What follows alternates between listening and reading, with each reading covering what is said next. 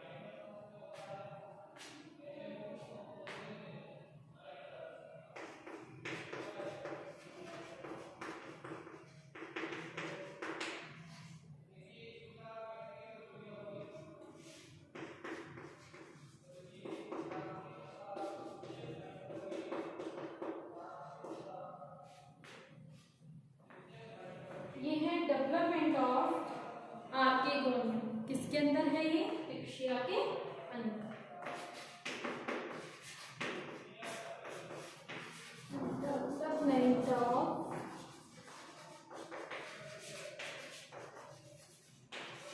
Archegonia इन ये diagram बना लीजिए।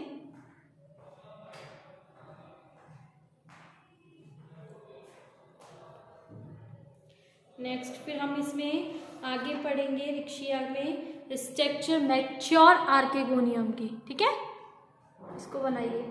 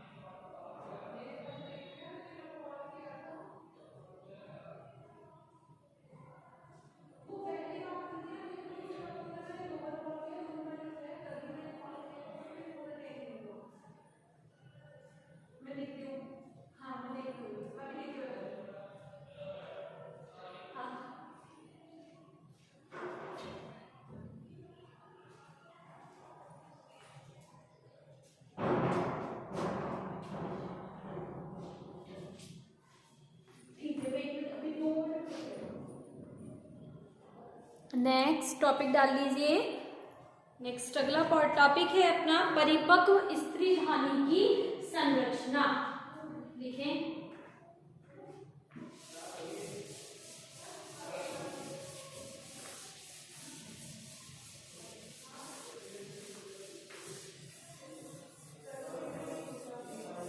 परिपक्व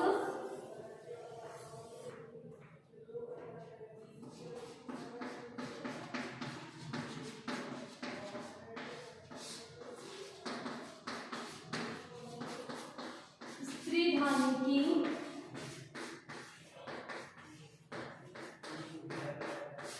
संरचना, ये टॉपिक है अपना, ठीक है। लिखो इसमें, लिखिए थैलस की उपाक्ष सतह पर, थैलस की उपाक्ष सतह पर स्त्रीधानी गुहा में, स्त्रीधानी गुहा में छोटे व्रंत द्वारा, छोटे व्रंत द्वारा एक फ्लास्क समान संरचना होती है, एक मास्क समान संरचना होती है। इसका ऊपरी भाग सकरा और दीर्घित होता है। इसका ऊपरी भाग सकरा और दीर्घित होता है तथा आधारीय भाग फूला हुआ और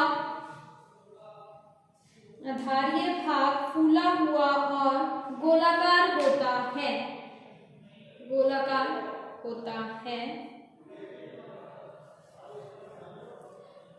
ग्रीवा को जैकेट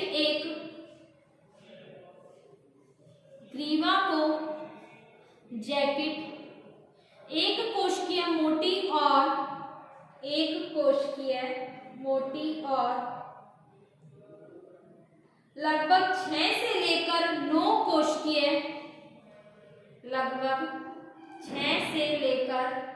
कोशिकीय ऊंची हो सकती है।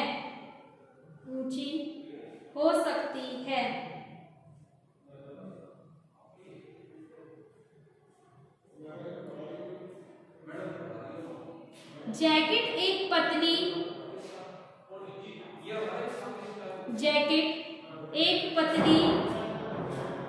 सकरी नलिका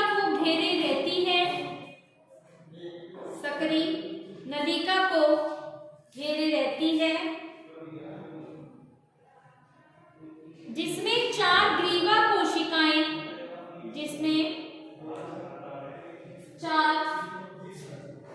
ग्रीवानाल कोशिकाएं पाई जाती हैं।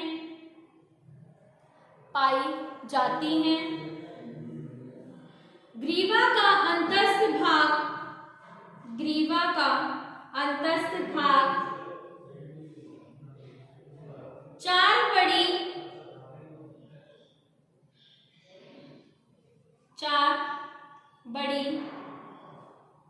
आच्छादित या ग्रीवा कोशिकाओं द्वारा बना रहता है। 4 बड़ी आच्छादित या ग्रीवा कोशिकाओं द्वारा बना होता है।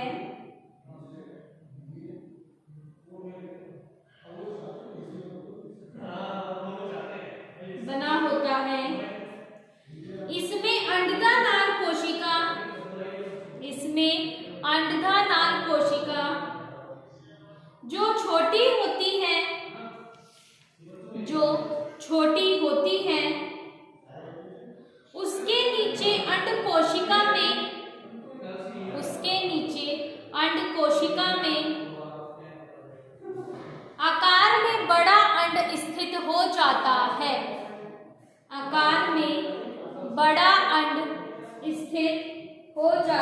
है। ठीक है, ये हो गया परिपक्व स्त्रीधानी की संरचना के बारे में। अब नेक्स्ट टॉपिक डाल लीजिए इसमें फर्टिलाइजेशन या फिर निषेचन की क्रिया। नेक्स्ट टॉपिक है निषेचन। हमने यहाँ पे गैमेटोफाइटिंग के हमने मेल और फीमेल दोनों के बारे में पढ़ लिया। अब हम यहाँ पे निषेचन की क्रिया के बारे में पढ़ेंगे। ठीक है, तो डाल लीजिए टॉपिक निषेचन।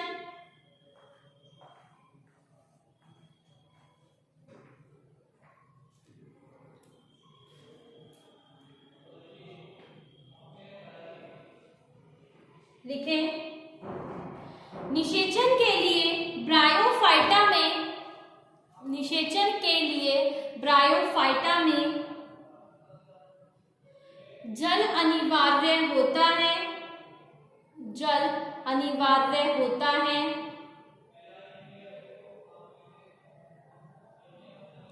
स्त्रीधानी के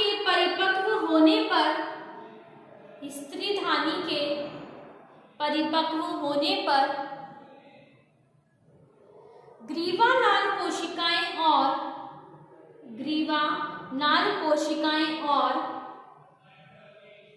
अंडधानाल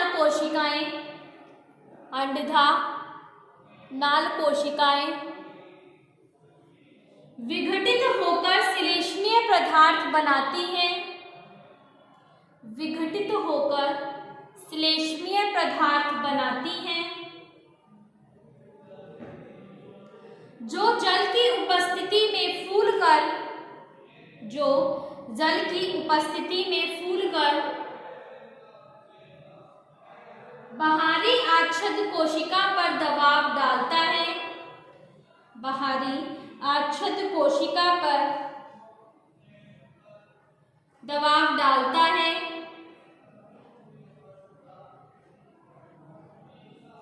जिससे यह कोशिका अपने स्थान से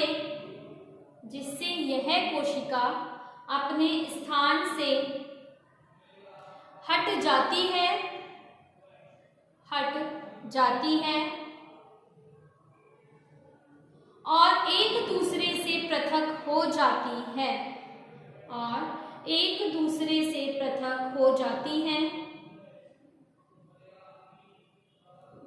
इस तरह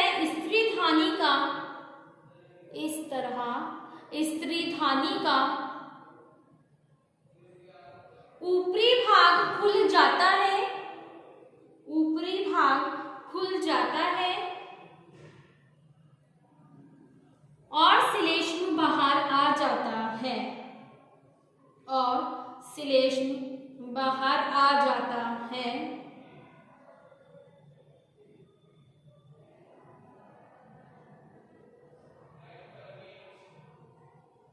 इस श्लेष्म में प्रोटीन, पोटेशियम और कुछ अकार्बनिक लवण पाए जाते हैं, जो पुमैणु को अपनी ओर आकर्षित करते हैं।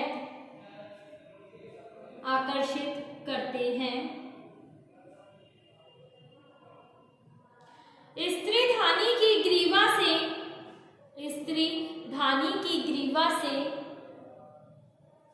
कशाबिकाओं की सहायता से तैरते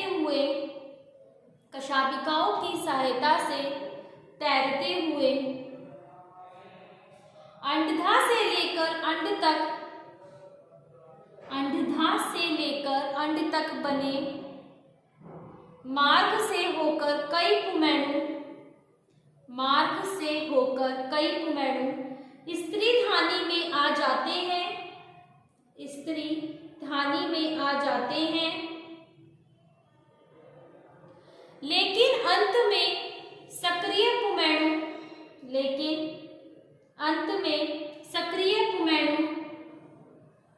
अंड से संयोजित होकर युग्मनज बनाता है,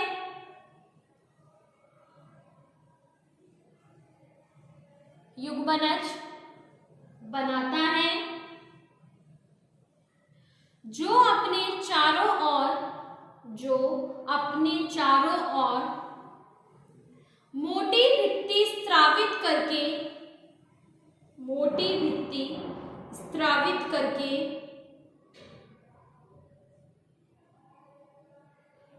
निषिक्तांड में रूपांतरित हो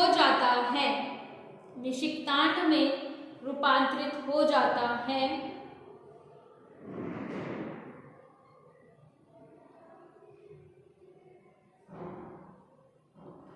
इस प्रकार श्लेष्मीय पदार्थ सूख जाने के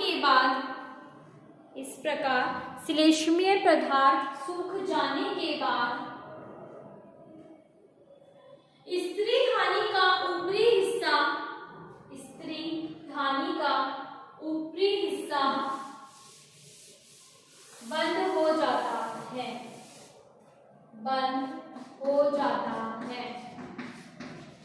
ठीक है, तो ये हो गया आपके निषेचन के बारे में। रिक्शिया का फर्टिलाइजेशन हम पढ़ चुके हैं। फर्टिलाइजेशन से हमारे पास क्या बना है? द्विगुणित युग्मनज का निर्माण हुआ है। ठीक है, अब हम पढ़ेंगे इसमें बीजाणुद्भिद पादप के बारे में, बीजाणुद्भिद स्थिति के बारे में, अवस्था के बारे में कि बीजाणुद्भिद पादप का निर्माण कैसे होता है। अब तक हमने पढ़ा था गैमेटोफाइटिक पादप के बारे में, ठीक है, युग्मोद्भिद पादप के बारे में पढ़ा था। अब हम पढ़ेंगे यहाँ पे बीजाणुउद्भिद पादप के बारे में, जिनसे क्या बनते हैं, बीजाणु बनते हैं। तो लिखिए इसमें, युग्मनज बीजाणुउद्भिद की प्रथम कोशिका होती है।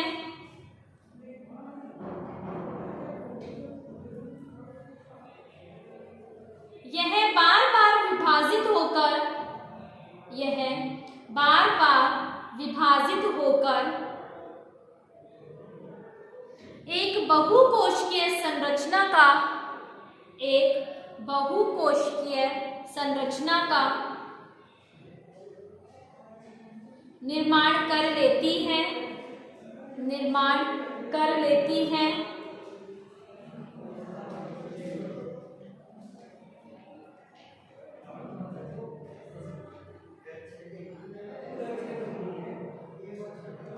इस प्रकार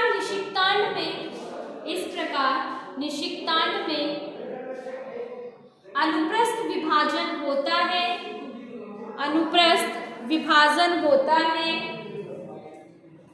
जिससे दो कोशिकाओं का निर्माण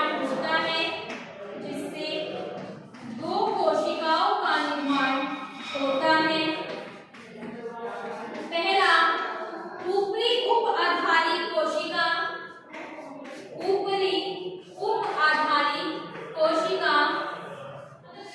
और दूसरा निचली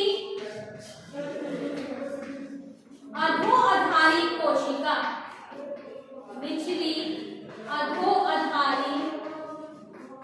कोशिका। ठीक है, ये दो कोशिकाओं का निर्माण होता है। लिखो इन दोनों कोशिकाएं, लिखिए, अपर एपिबेसल सेल और लोअर हाइपोबेसल सेल, ये दोनों कोशिकाओं के नाम लिखिए।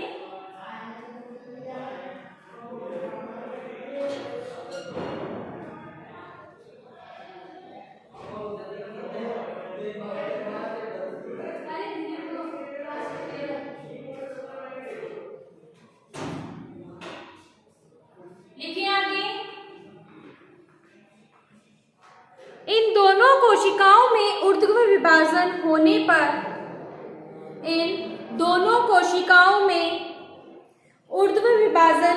पर एक चतुर्थांश का निर्माण हो जाता है।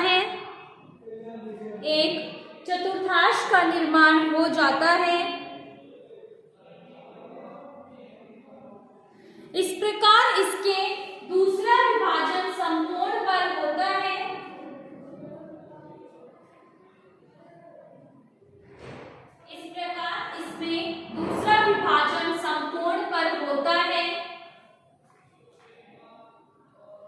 जिससे एक अष्टांश बन जाता है, जिससे एक अष्टांशांक या ऑक्टेंट बन जाता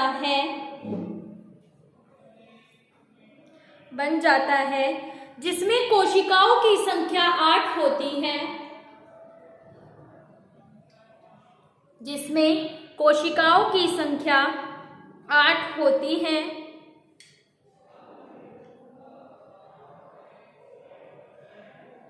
इस प्रकार इसके सभी तलों में कोशिका विभाजन होता रहता है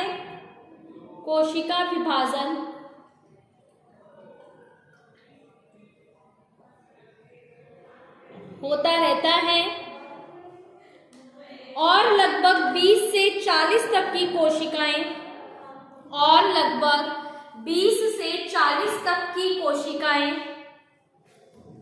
एक गोलाकार संरचना बना लेती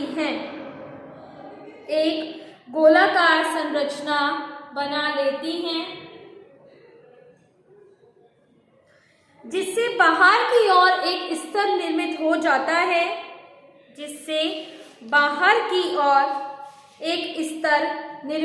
जाता है।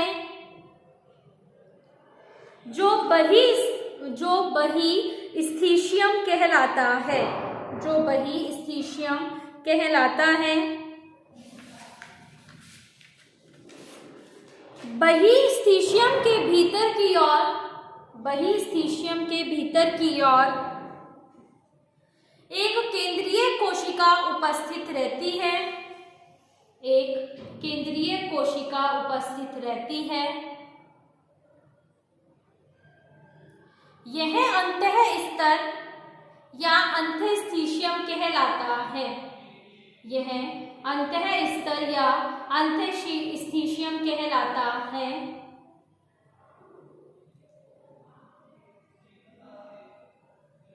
इस क्षेत्र की कोशिकाएं, इस क्षेत्र की कोशिकाएं प्रप्रसूतक कहलाती हैं, प्रप्रसूतक कहलाती हैं।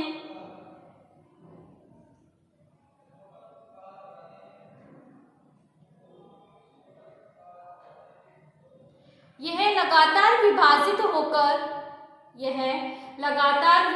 होकर बीजाणुजनक ऊतक बना लेती है, बीजाणुजनक ऊतक बना लेती है।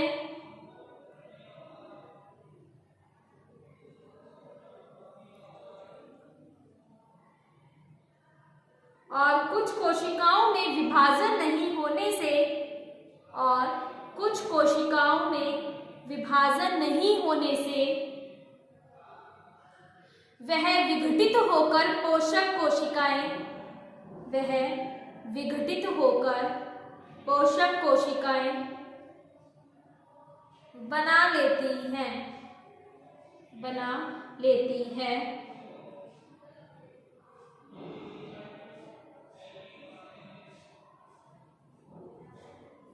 मात्र कोशिकाओं में अर्धसूत्री विभाजन, मात्र कोशिकाओं में अर्धसूत्री विभाजन होता है, जिससे अगुणित बीजाणु चतुष्टांक बन जाता है, चतुष्टांक बन जाता है। क्लेप्टा के अंदर की बीजाणु बनने के बाद क्लेप्टा या गोपक के अंदर की सतही और बाहरी जैकेट कोशिकाएं, सतही और बाहरी जैकेट कोशिकाएं नष्ट हो जाती हैं, नष्ट हो जाती हैं। इस प्रकार स्पोरोगोनियम थैलस में, इस प्रकार स्पोरोगोनियम थैलस में संचित पोषक पदार्थ भी, संचित पोषक पदार्थ भी प्राप्त होते रहते हैं, प्राप्त होते रहते हैं। ठीक है, तो ये हो गया आपका बीजाणुद्भिद पादप के बारे में। अब हम इसमें नेक्स्ट क्लास के अंदर बीजाणु जनन की क्रिया के बारे में पढ़ेंगे। बीजाणु जनन की जो क्रिया है उसमें हम किस प्रकार से इसमें बीजाणु का निर्माण हो रहा है, ये हम आगे की क्लास के अंदर डिस्कस करेंगे। ठीक है, स्पोरोगोनियम, जो रिक्शिया में जो स्पोरोगोनियम बनता है, स्पोरोगोनियम कब बन रहा है यहाँ पे, जब क्या हो रहा है, बीजाणुद्भिद पादप का निर्माण हो रहा है। तो ये परिपक्व स्पोरोगोनियम की संरचना और इसमें स्पोर के निर्माण की संरचना हम कल की क्लास के अंदर डिस्कस करेंगे। आज का टॉपिक आपका यहीं कंप्लीट होता है। Thank you.